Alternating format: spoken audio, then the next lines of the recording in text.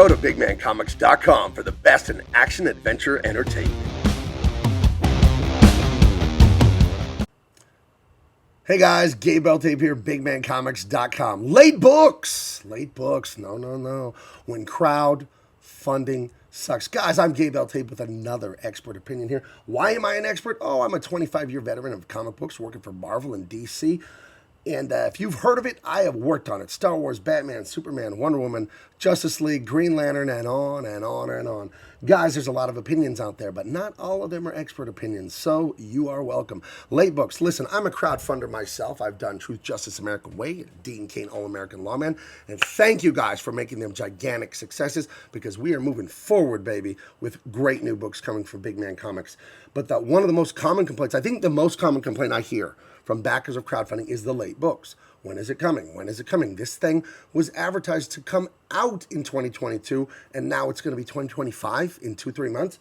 Crazy. Years delay. Is it okay for books to take a long time? Does it take a long time to make good art?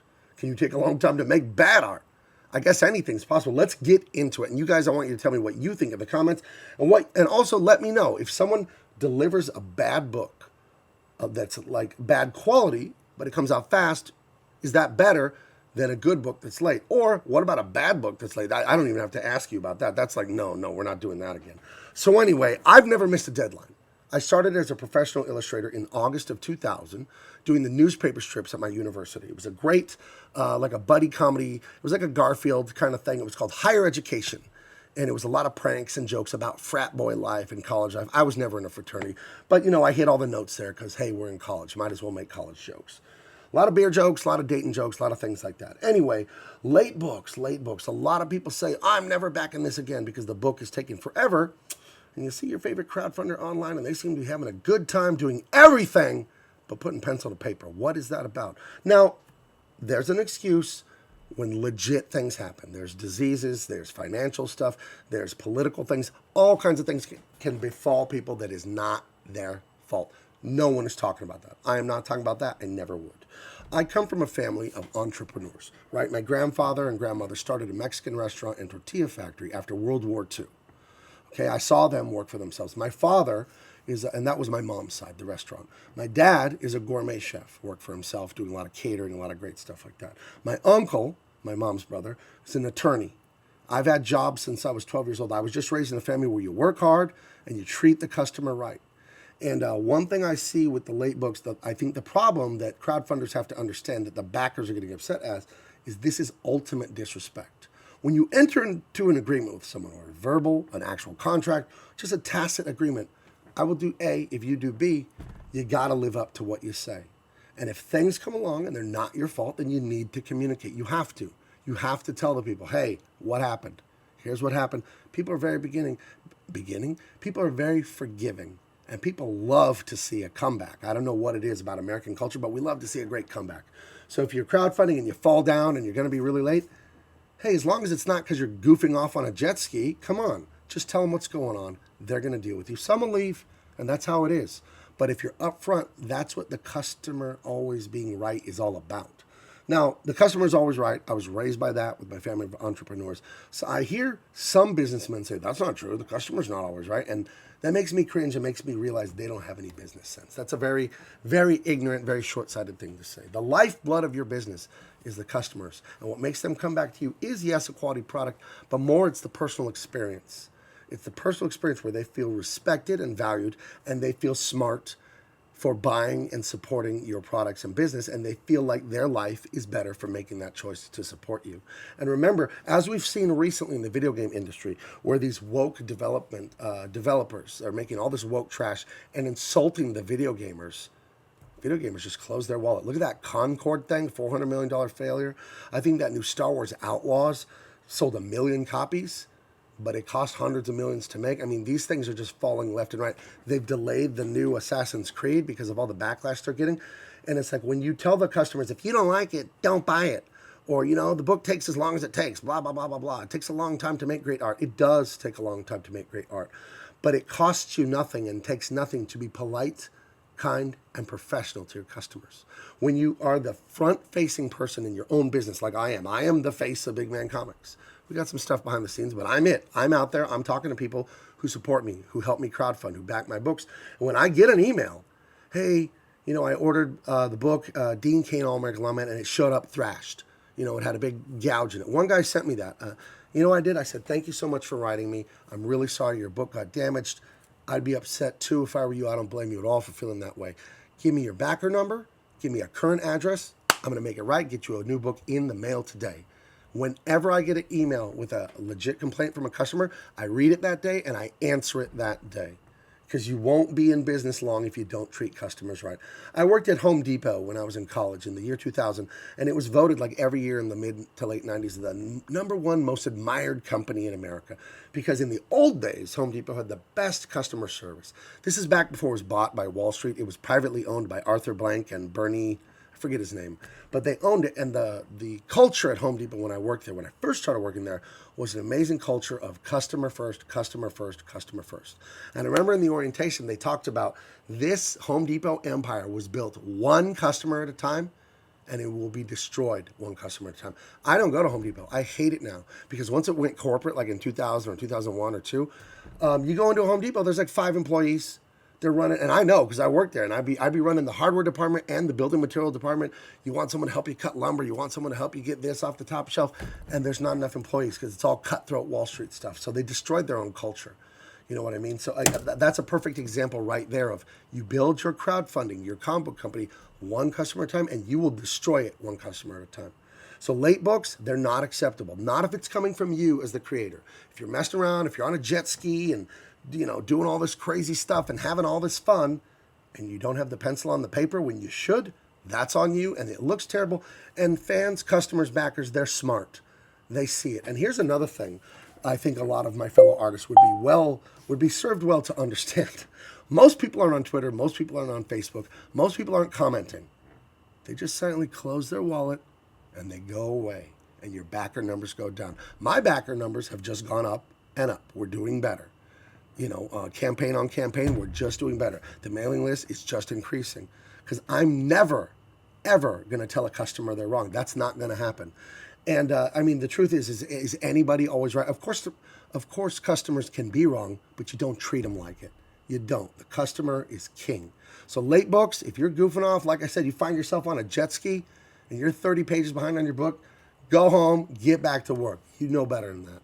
So yeah, so this video is just a follow-up to one I was saying for where is crowdfunding a scam? And the theme I said in that is the same theme I'm saying here. It's only a scam. It only sucks when the crowdfunder is intentionally being selfish. That's the problem. Now, good art. Does it take a long time to make? Absolutely. First of all, it takes us decades to gain these skills. And then it does take a long time to make good books. But that doesn't mean the books should be late. You've been doing this long enough. If you're an experienced guy, if it's your first campaign or 2, you've never made comics before, sure, you don't know. But if you've been making this stuff for 10, 20 years, 20-something years like I have, you know how long it takes you to draw a page. You know how long it takes you to color a page. You know how long this stuff takes. You know how to work with the printers. You know. And if you come out there and tell your customers, hey, 6 months to have your book, and then it's 2, 3, 4, 5 years, or never deliver, that's dishonest and that's disrespectful, and they will just go. They will just go and they won't come back. Some of my favorite work is by Chris Ware. He has put out so few books in the last 20, 30 years, but they're masterpieces and they're worth waiting for. But Chris Ware doesn't tell me, hey, this book will be out in 6 months, and then it just doesn't come out for 5 years. So I'm not disappointed. It's like, hey, when will the next Rusty Brown be out? When will the next, Building Stories was a standalone, bad example.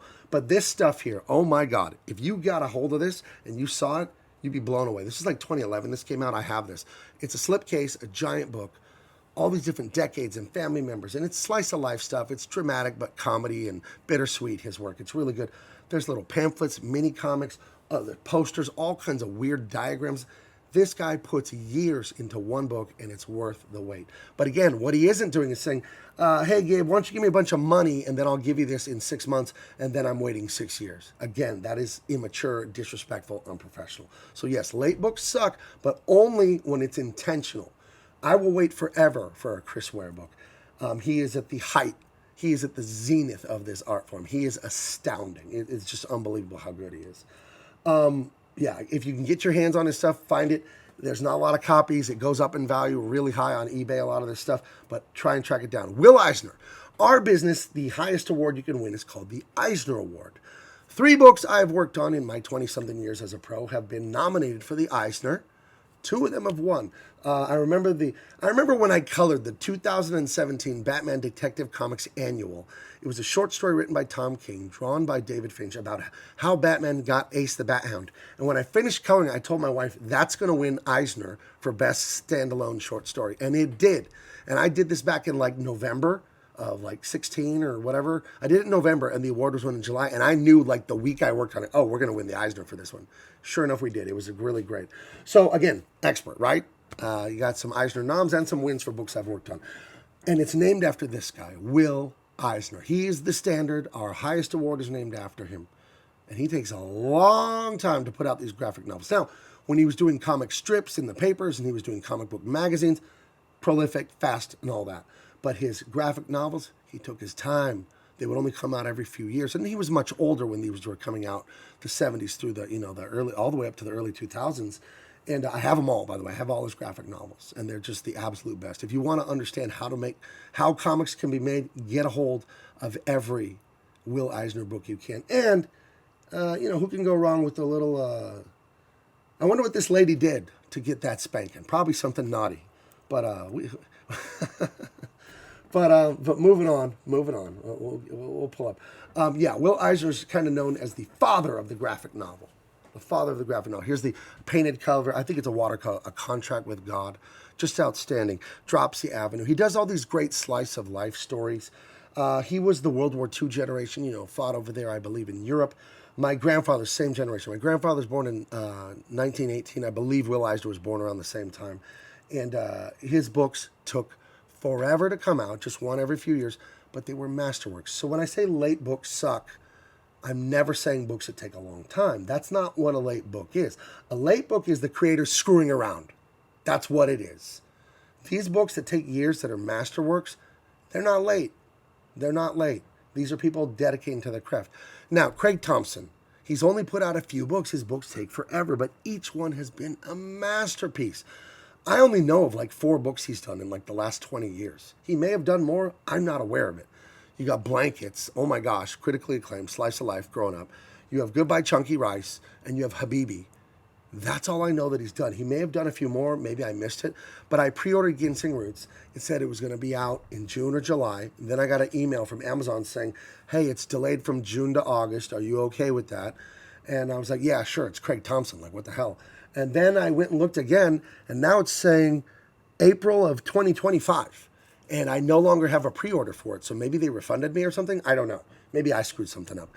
I will wait for this. I will wait for this because this guy has a track record of masterwork. And I don't know what's going on in his personal life. Who knows if something, God forbid, bad has befallen him. But my bottom line is on crowdfunding. You guys that are blowing it on purpose by messing around, you're hurting yourselves. You're not hurting me. I'll tell you that right now. You're hurting yourself. And you're really insulting the customers, the backers, whatever you want to call it. I would say backers, right? Because it's crowdfunding. You're really insulting them. And you got to think like, we don't know you. I don't know you, the backers. I know a couple of you, but I don't know you. I don't know your life. I don't know your bank account. But I appreciate every second of my videos you watch. I appreciate you hitting the like and the share. I appreciate every penny you've sent my way so I can live my childhood dream of drawing in my house and writing, drawing, coloring, and making comics for a living. You guys make that possible. And I will never ever disrespect you guys by promising A and then delivering B. That ain't going to happen. And shame on any other creators that do that. And we see it. We see it out there. And I'm not the only one who sees it. Indiegogo themselves, the crowdfunding platform, I think it was back this summer, they came up with a new program that they'll add a status, I guess, to different crowdfunding campaigns where it's shipping guaranteed. And these would be crowdfunders who have a proven track record of delivering good stuff and delivering it on time. And I think some comic book guys might qualify for this and some won't. But guys, part of being a man, part of being an adult is doing what you said. Live up to your obligations. And if things happen that are beyond your control, just be transparent and just tell the backers what's going on. Late books suck. but they don't have to. You don't have to do it that way. Guys, this is Gabe Eltaeb with another expert opinion. Go to bigmancomics.com right now. Get yourself one of the very, I looked in the box today. I think we have less than 20 or 30 autographed Dean Cain All-American Lawman Volume 1, and we're down to just a couple hundred of the first printing of Volume 1 unsigned. So when these are gone, they're gone forever. Of course, there'll be second printings, different covers, different things in future campaigns when the sequels to Dean Cain come out next year. But for that first printing, that's it. We ordered thousands, and we are down to just a few hundred, and that's going to be the end of it, guys. And it'll be a collector's item, obviously. Guys, hit the like, hit the share, and I will talk to you next time with another expert opinion. Thank you. Bye-bye.